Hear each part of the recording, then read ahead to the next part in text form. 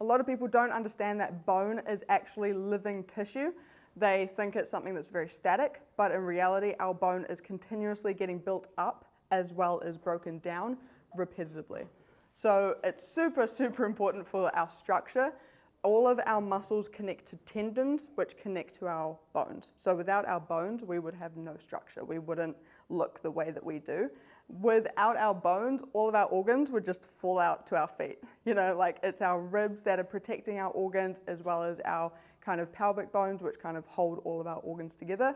They're also really important for mineral storage, so especially calcium and phosphate.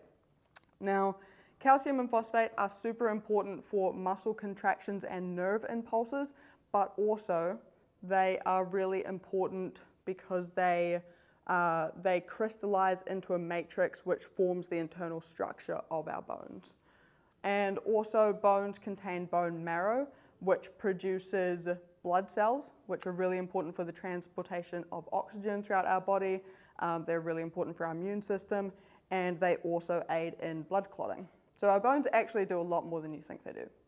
Now, when we're talking about bone health, there's something called bone remodeling. Now, bone remodeling is the process of your bones being continuously built up and broken down. Now, standardly, the rate of bone remodeling is roughly equal or more, meaning that the rate that your bones are built up is not lower than the rate that they are being broken down, meaning that your bones should continuously be getting stronger, not weaker. Now, from birth until we are approximately 25 or 30, our bones are in standard remodeling stage, meaning that they are continuously getting built up and developing what is called peak bone mass, which is basically the process of your bones getting stronger and stronger rather than weaker and weaker. Now, after that, after approximately that 25 to 30-year-old range, that is when your bone strength or kind of your peak bone mass bank plateaus a little bit, and that's where it becomes about maintenance. So your bones are getting nice and strong, and then they steady off, and then when we get kind of past 40, that's where the rate of resorption can sometimes outweigh the occurrence of the bones getting built up, meaning that your bone strength starts to decrease. When that is happening, your bones are getting demineralized, meaning that the internal structure of your bones are getting far more porous. So if we have a look at this structure here, that is a healthy bone, nice and dense, nice and compact. Down the bottom here is what happens with age, meaning that there is a lot more space in that kind of honeycomb structure, and we want that to happen as slowly as possible. So in summary, on this slide, anything after 30 is when that kind of starts to happen, and we want that to happen as slowly as possible. All right, so basically you've either got healthy bones, weak bones, or you've got osteoporosis. Now, weak bones is kind of the middle ground there. So osteoporosis is defined as a weakness of the bones that makes a person's bones weak and more likely to break. Now, David Kim is an endocrinologist in New Zealand, and in 2024 he submitted an article which said that it is estimated that well over 20,000 New Zealanders experience one or more fragility fractures each year due to weak bones. That is massive. That's a lot of people with weak bones, and that is only looking at people who are getting fractures. It's not taking into account people with weak bones who are not getting fractures. And then the Bone Health and Osteoporosis Foundation in 2022 said that 1 in 2 women and up to 1 in 4 men will break a bone in their lifetimes due to osteoporosis. For women, the incidence of osteoporosis is greater than that of heart attack, stroke, and breast cancer combined, which is massive. And that difference in gender comes down to our hormones, which we will talk about in a little bit, but it's really important to be aware that risk for everybody is really high, but especially risk for women is really high.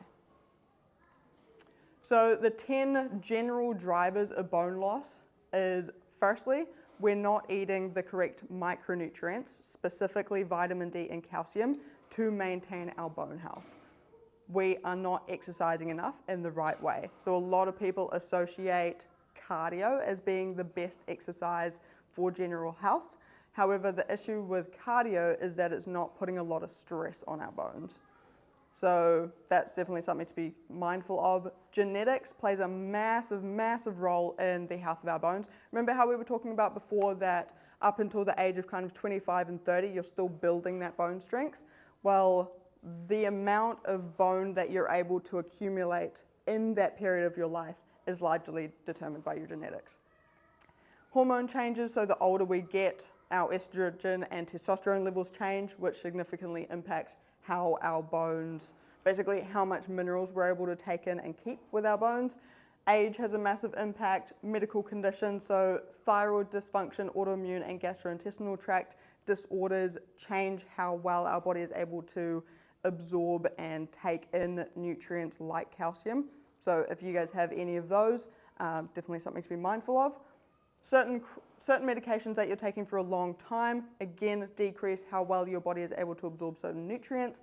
Excessive alcohol consumption, excessive smoking and vaping, especially if the vapes contain nicotine, and also low body weight and eating disorders. So all of those are kind of the 10 main drivers of bone loss.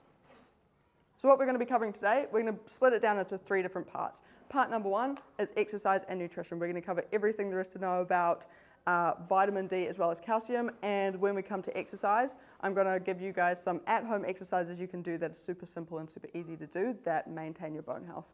We're also going to cover lifestyle, age, hormones, and genetics in section 2.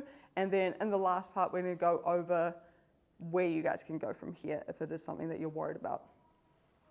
So, exercise and nutrition. Usually in these talks, I cover a lot about general nutrition with macronutrients. However, today we're going to keep it nice and simple. General rule of thumb, with your main meal of the day, 50% of it should be vegetables. So whether your main meal of the day is lunch or whether it's dinner, 50% should be vegetables. 25% should be protein, which is a mixture of animal and plant sources. 20% should be your starchier carbs like breads, rice, grains, pastas. If you get to your meal and you're like, oh, I don't actually feel like my starchy carbs today, they are optional. Don't worry about eating them if you don't want to eat them. And 5% should be fat. So that is your cheese, your nuts and seeds, your oil, your avocado. Just make sure, general rule of thumb when it comes to general nutrition for general health, follow that guideline and you'll be completely fine.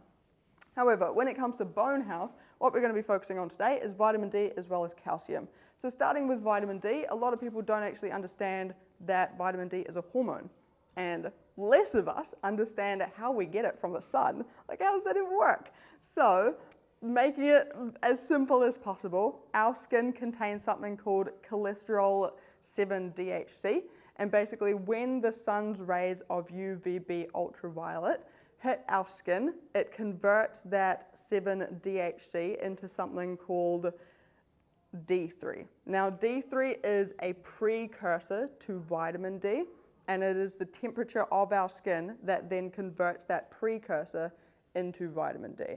Now, when it gets turned into D3, it then travels to our liver to be converted to something called calcitidol, and then that is then transported to our kidneys, which is turned into the biologically active form of vitamin D.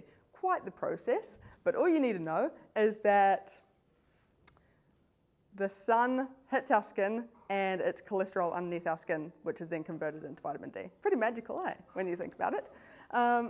Something really important to understand as well is that it only takes between 6 and 15, roughly 15, 20-ish minutes to get the maximum amount of vitamin D that you can intake for the whole day.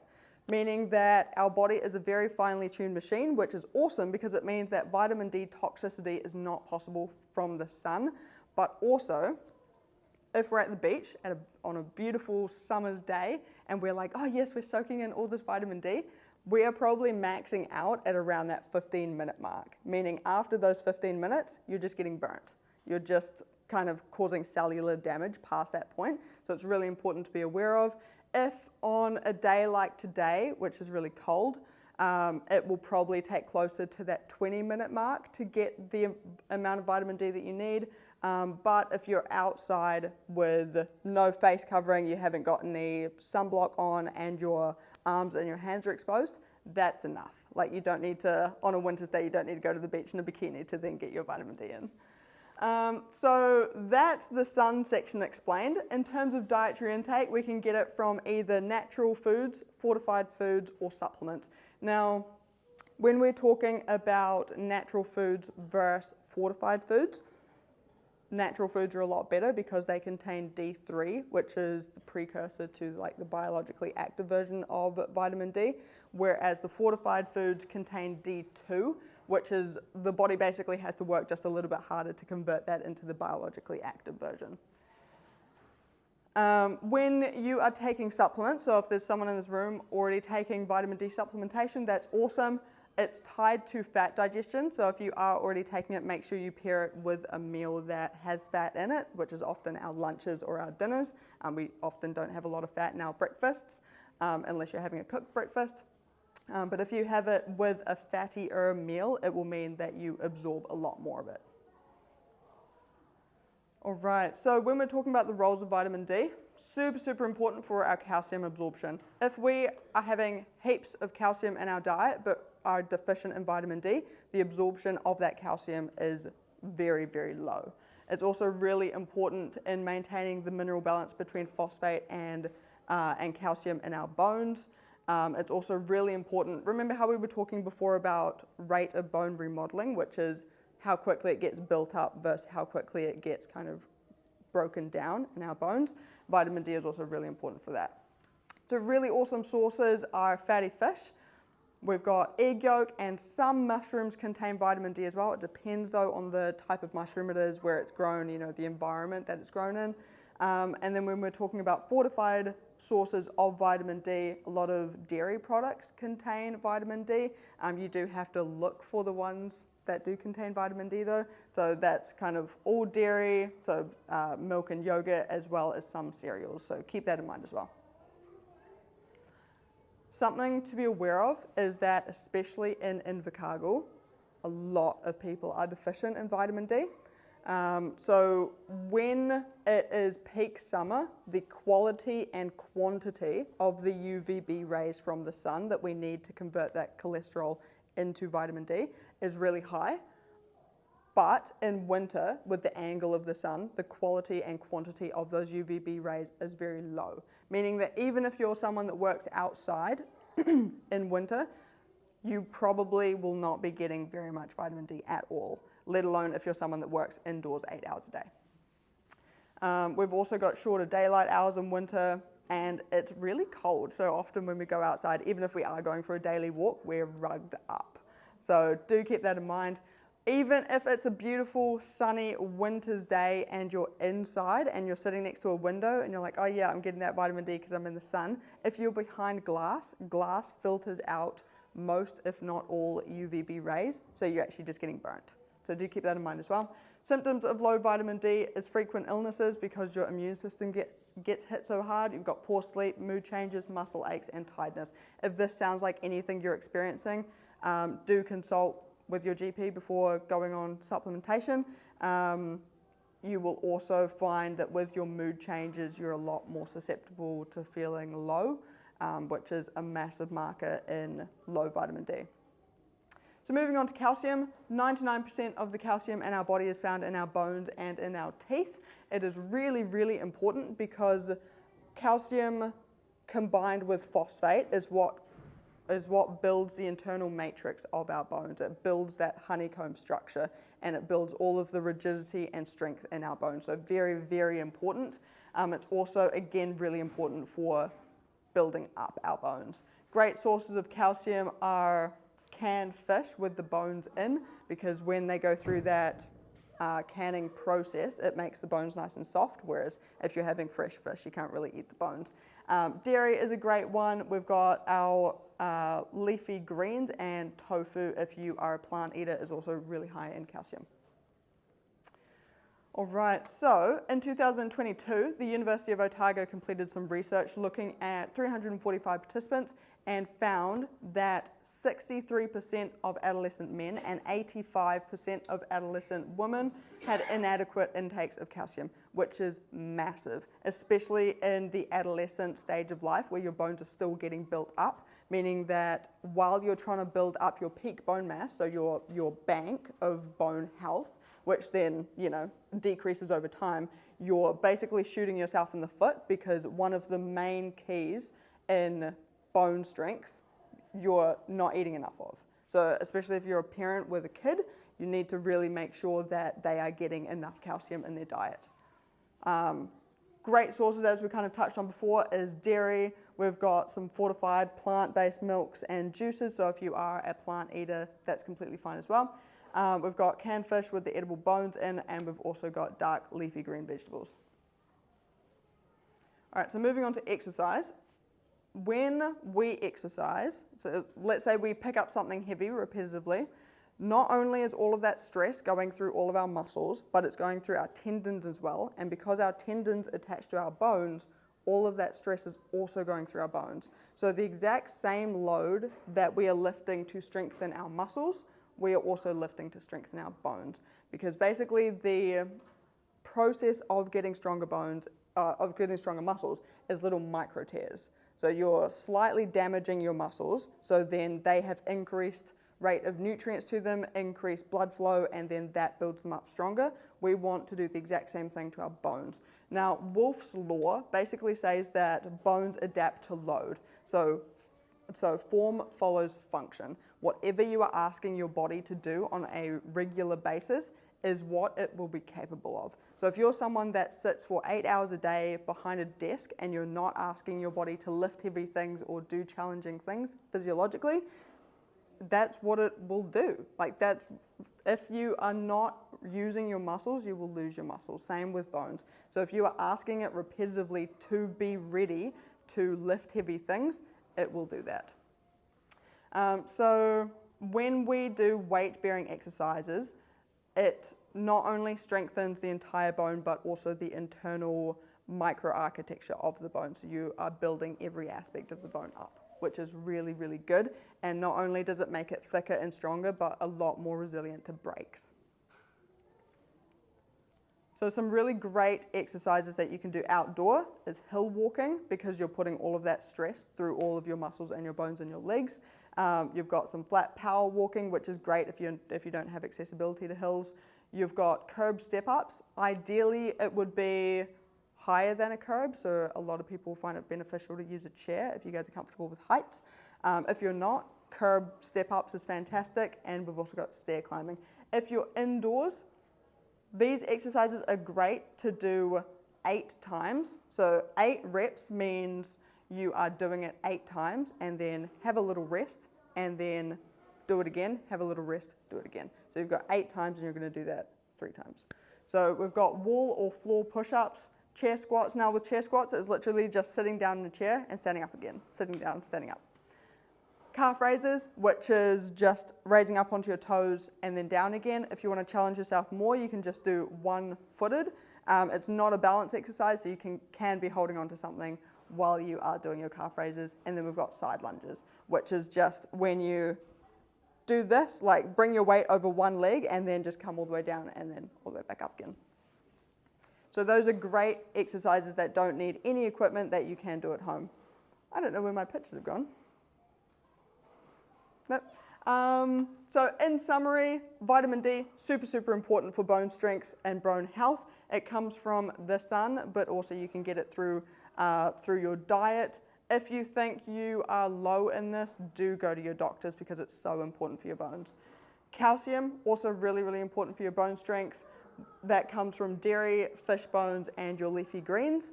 Again, if you think you're low in that, please do go to your doctor. And then with exercises, it is weight-bearing exercises that you need to do to strengthen your bones.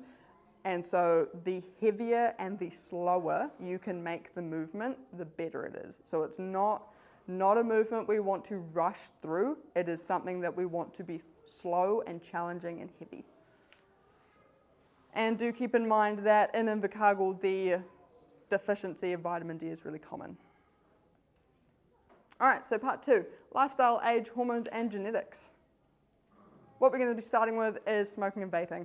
Now, when we smoke and vape, most of the time, especially when it comes to smoking, sometimes with vaping, it contains nicotine. Now, nicotine basically creates a toxic physiological environment for our cells. Now, when our bones are getting built, they're getting built by something called osteoblasts. When they are getting broken down, they're getting broken down by something called osteoclasts. Now, what nicotine does is accelerate the rate of the osteoclasts. Now, the osteoclasts and osteoblasts are specific cells designed to do one thing, either build your bones or break down your bones. So it accelerates your bone loss. With smoking, it also impairs the blood supply to the bones because it damages your blood vessels. And so not only is there a lot more stress in your just general bone environment, but also the availability of nutrition being brought to your bones is significantly decreased. Hormonal imbalances. Smoking increases your stress hormone and decreases estrogen. Now, estrogen basically slows down your osteoclasts. Now remember, your osteoclasts are what breaks down your bones, so estrogen slows that down. When you smoke, it basically decreases your estrogen, so it increases the rate that your bones are getting broken down. Smoking decreases your nutrition absorption in your gastrointestinal tract, especially your small intestines, which means that your intake of vitamin D and calcium, even if you're eating enough levels, is not getting absorbed into your body. And then just generally, it also increases your oxidative stress, which interferes with general functioning of your physiological systems, but specifically those related to your bones. Now, when it comes to alcohol, it does a lot of the same things. So again, makes the environment very toxic on a physiological level, impairs blood supply, nutrient absorption, and oxidative stress. However, when you're drinking, your balance is also out the window. So your risk of falling and breaking a bone is also significantly increased. So do keep that in mind as well. All right, so when it comes to age, from being born to early adulthood, we are continuously building our bones. Now, remember, osteoblasts build bones, osteoclasts remove bones. Our osteoblasts are working harder than our osteoclasts. So we are continuously getting stronger and stronger and stronger bones. Genetics plays a massive role in how much we can actually build. So some people will be able to have this much in their bank by the time they are 25. Others will have this much solely based on their genetics. We've got mid-adulthood, which is kind of 30s to 40s, which is your maintenance stage. So your bones are no longer getting built, but they are maintaining. And then we've got kind of late 30s to 40s, depending on your genetics, where you start to decrease your bone strength, decrease your bone mass. And then basically when you enter older adulthood, that rate of loss is accelerated quite a bit, but also your risk of fractures is quite a bit higher, just because when you get to 25, your bank is up here. When you get to kind of older adulthood, your bank is down here, and so it takes a lot less to damage your bones. All right, so as I mentioned before, the rate of your bone remodeling, which is getting built, is really, really good in early adulthood. Your peak bone mass is how much you've got in the bank, and this is the period of life where it's super important for people to focus on having the correct diet and the correct intake of vitamin D and calcium and weight-bearing exercise to optimize how strong their bones can be, especially if you're a parent raising a kid at the moment. Do keep that in mind because it's a super important stage of life that they're in. That being said, genetics play a massive role in how much of your peak bone mass you can develop. So 60 to 80% of how much your peak bone mass can be developed is based on your genetics. We've got your nutrition, which we've already mentioned, your exercise, and also your hormonal health, because testosterone and estrogen plays a massive role.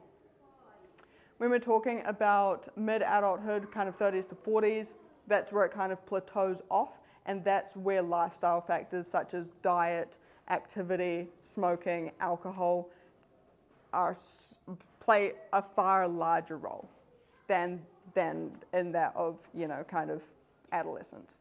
And then when it starts to kind of enter that maintenance stage, that's where we start to see influencing factors in hormones. If you are developing kind of gastrointestinal tract conditions, that's where it starts to kind of play a massive role. Also, our skin gets a little bit less receptive to vitamin D from the sun, and a lot of people don't understand that vitamin D can also come from your diet, and so they don't really focus on that.